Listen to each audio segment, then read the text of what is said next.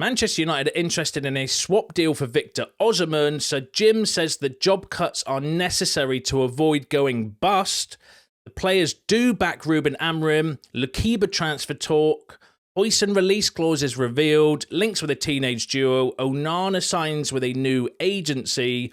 All this plus more in today's video as we run through all the latest Manchester United news and transfer news that will keep you right up to date with everything. Welcome to Man United Review. My name's Jamie. Before we get into it, smash a like on the video. Let's jump straight into it. So let's kick off with all the transfer talk. So Manchester United are interested in Victor Osimhen, and there is a possibility of a player exchange as Napoli appreciates several United players, including Alejandro Garnacho and Rasmus Højlund. Now that came from Graham Bailey. Graham Bailey can be like a hitty-missy journalist, sometimes decent, sometimes not so decent as well. There's been multiple reports in the past of interest in Osimhen.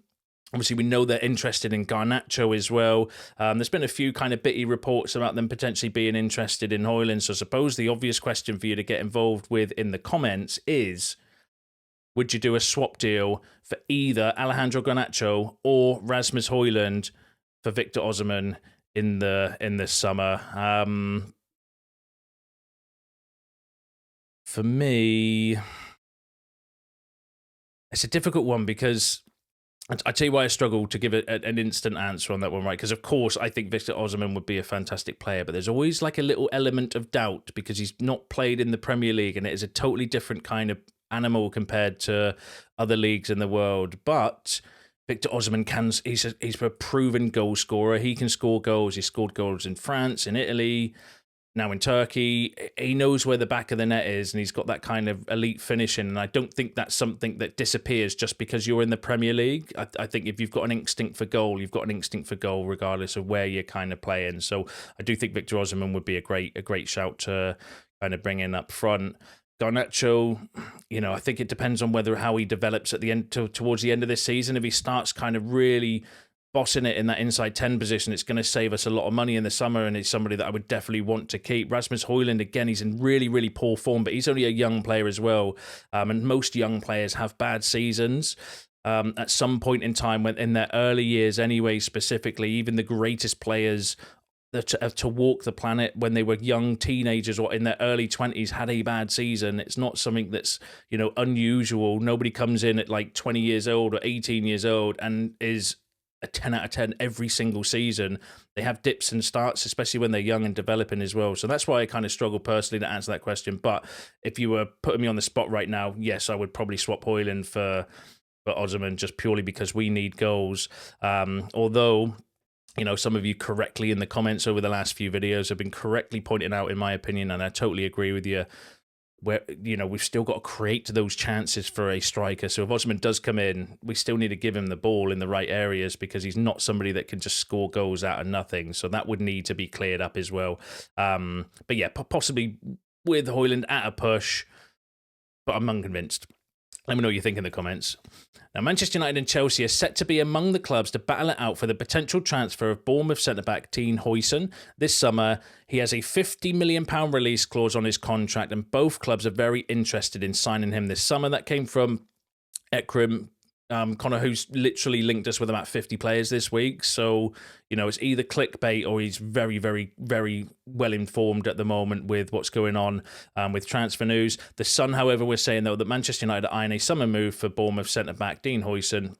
He has a £55 million release clause that is active from July. Real Madrid are also interested. So not the most credible sources, I would say, there, linking us with Huijsen, but interesting that he's got and two different fees on his release clause as well, 50 to 55 million pounds. I'm not sure if that's, he's a very talented player.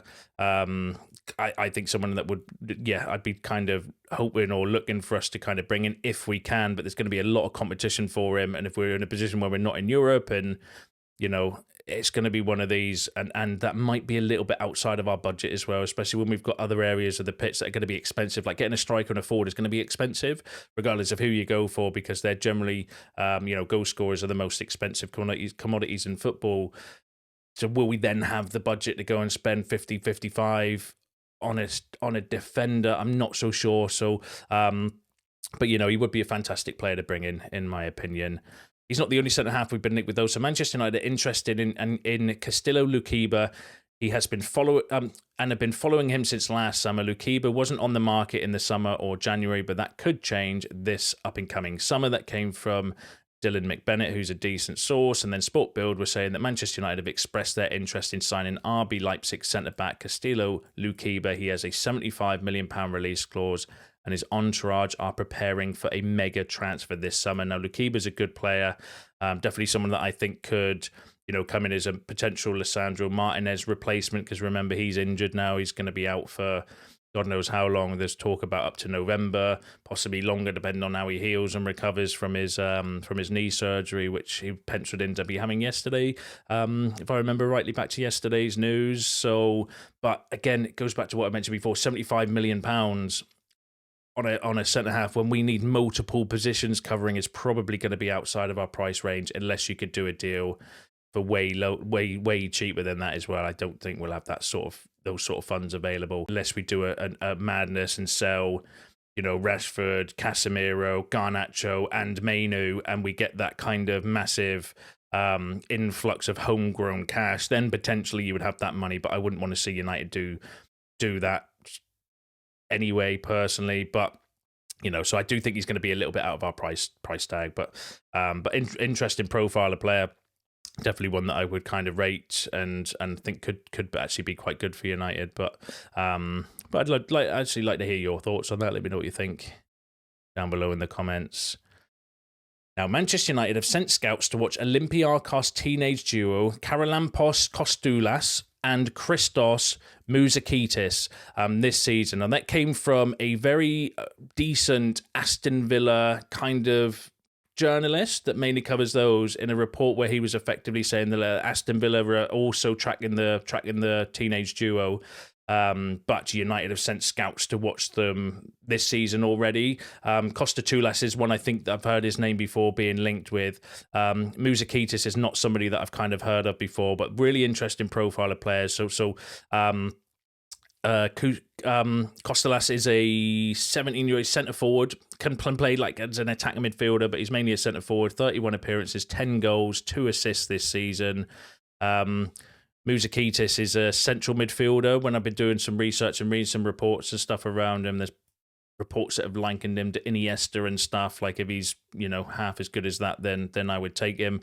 Left-footed, apparently a really good kind of like tempo setting, passing sort of midfielder as well. So somebody that could potentially come in to complement Ugarte and be that kind of tempo setter for those sort of for people that like those types of midfielders as well. Really interesting options, probably more realistic than Osimhen, Lukeba, and Huijsen at those kind of prices. It's probably more realistic. We'll be looking at players like this that are going to be available relatively cheap and developmental, but they do tick all the boxes. And we know that United and INEOS are looking at bringing in like fringe players almost, where some that might be ready for first team, but if they're not, they can jump down into the 21s and kind of bridge that gap as well. And they would both, I think, kind of do that, but not players I've followed a ton of. So I will bow down to your football knowledge in the comments. Let me know if you have watched them or what you think about them. I'd be interested to hear your thoughts, and I'll keep an eye on them for you. But yeah, I'd love your thoughts if you know much about the players, whether they would be decent options for United or not. Manchester United's goalkeeper André Onana signs with Fali Ramadani's Lian Sport as new representatives. So Fabrizio Romano saying that André Onana is effectively signed for a new agency. Now, in my small little tiny brain, I'm pretty confident you only sign for a new agency if you're either looking for a new contract or if you're planning an exit. Am I wrong in thinking that? Get involved, let me know in the comments. And Onana's contract expires in 2028, so I can't see the club this year being in a position where, they're desperate to give André Onana a new contract either. So that's interesting, because as I mentioned, I can only see, why would you sign for a new agency when you've got 3 years left on your contract and you're not in negotiations for a new contract, unless we are, but we just haven't heard it yet. That could be, that's always possible. Or unless you're looking for a move. They're the only 2 reasons I think you sign with a new agency halfway through like a contract, because otherwise what you're paying them for. what are they going to be doing for the next 3 years? Nothing. And you've swapped and paying them. I mean, it makes no sense to me. So that's one to keep an eye on, potentially to see what happens, because I know some of you will probably be pleased to potentially see Onana maybe leaving, but let me know what you think in the comments. Right, let's go through the rest of the news. So reports have circulated this week suggesting the players at Manchester United are having doubts about Ruben Amorim's system, but sources have suggested that the team is fully behind the manager and is convinced he can turn things around given the time at the club. Sporting's journey to success under Ruben from a dark position when he took over was referenced. There is a belief that if the manager is given time to transform and continue to coach his tactics into the team over the coming months, things will turn around in the right direction for Manchester United. Now, that came from Dylan McBennett, who's a decent source of information, kind of contradicting what was reported yesterday from the Daily Mail with Chris Wheeler and stuff around the players. This one suggesting that the players are fully behind the manager. But again, it just comes down to a case of who you believe and who you don't when it regards to that. I said what I needed to yesterday, what I felt yesterday around the players not being behind United, and I think most of you kind of backed those thoughts as well. That if they don't want to fit the system and they don't want to kind of tailor to it, and they can't be bothered, then they know where the door is, and that's kind of it. Arguments to expand Manchester United's data department have been made internally, but there has been no permanent data appointment since the summer of 2023. Manchester United are yet to replace former Director of Data Science Dominic Jordan, who practically built their approach to data science from scratch over his 2.5 years at Old Trafford and achieved much progress along the way. Now, that came from The Athletic, suggesting that United are still yet to, develop their data analyst department, and that's important because if you remember, there was a report before Sir Jim saying we want to get a little bit more better with the data, plus Ruben Amorim said it as well regarding signing, said we need to be better with the data, and yet still there's no real progress or movement on there. I kind of think that's a good approach to the way Brighton do things. They've got like a really good data analysis department who kind of crunch the numbers and look at kind of and that's why they can go out and scout and recruit players that actually fit the system and fit the philosophy because of their data analysis department. And we're still, miles behind by all accounts as well. So I do think that is something that we definitely need to improve on. That will help us with recruitment. And that's been one of our biggest issues at the moment regarding recruitment. So Jim Ratcliffe understands his decisions at the club are unpopular, but feels there is a lack of awareness outside the club regarding the full picture of United's situation. Now, this came from Jamie Jackson in The Guardian, who is a decent source around the kind of financial situation, obviously more job cuts and, all the kind of the visuals around United and INEOS cutting everything at the moment, which I don't necessarily agree with all of it, but he gave like a really interesting insight into it. So he said, Sir Jim Ratcliffe believes his decision to cut about 200 more jobs at Manchester United is necessary to help the club avoid it going bust. He said he is said to feel he has little choice other than to take tough measures after United lost £300 million over the last 3 years, but is confident that acting now can lead to the club being profitable and highly competitive in 2 years' time. Insiders in the club say that the club would have ran out of cash without the £240 million INEOS injected. The final £80 million was paid in December, and his shareholding was raised to 27.7. United's cash reserves would have ran dangerously low without that. Now, that's another kind of insight into the financial mess that the Glazers have kind of ran us into and got us into.